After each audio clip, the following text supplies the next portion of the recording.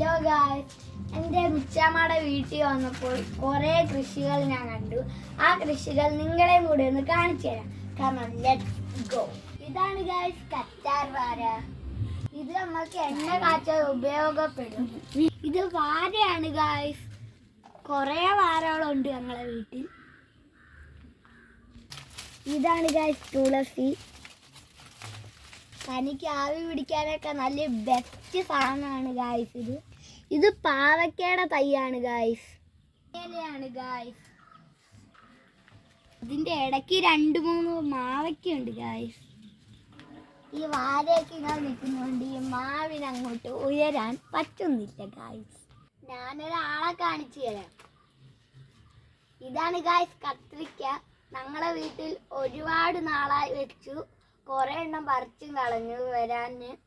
അതുകൊണ്ട് ഇപ്പം നല്ലപോലെ സന്തോഷത്തിലാണ് ഞങ്ങൾ. പിന്നെ ആണെന്താ പിടിച്ച് വരികയൊക്കെ ചെയ്യുന്നുണ്ട്. ഇത് കുഞ്ഞന്തരി പാര. ഇത് ചെറുതായത് കൊണ്ടാണ് ഗായ്സ് ഇവനെ പാരാന്ന് ഞങ്ങൾ വിളിക്കുന്നത്. ഇത് റംബൂട്ടാണ് ഗായ്സ്. ഇത് നീളത്തിലങ്ങ് പോയേക്കുക. ഇതൊരു മാവാണ് ഗായ്സ്. ഇതൊരു പ്ലാവാണ് ഗായ്സ്. ഇതാണ് ഗായ്സ് നമ്മളുടെ മുളകുകളുടെ കൂട്ടത്തിലുള്ള കാന്താരി. ഇത് ചെറിയ ഓറഞ്ചിൻ്റെ തൈയാണ്.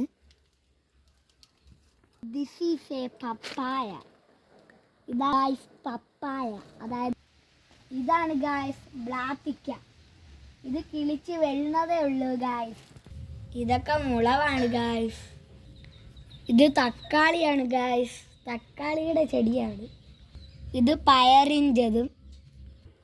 ഇന്ന് ഇതിന്ന് പയറ് പറിച്ചിട്ട് ഞങ്ങൾ തോരൻ വെച്ച് കഴിച്ചു ഗായ്സ്. നല്ല ടേസ്റ്റ് ആയിരുന്നു. അപ്പം എൻ്റെ മിച്ചാമ്മയുടെ കൃഷികളെല്ലാം ഇഷ്ടപ്പെട്ടോ? ഇഷ്ടപ്പെട്ടെങ്കിൽ ഒന്ന് ലൈക്ക് ചെയ്യുക, സബ്സ്ക്രൈബ് ചെയ്യുക, ആ ബെല്ലൈക്കൺ അങ്ങോട്ട് അടിച്ചു പൊട്ടിച്ചാട്ടെ ഗായ്സ്. മറ്റൊരു വീഡിയോ ആയിട്ട് പിന്നെ വരാം. ബൈ.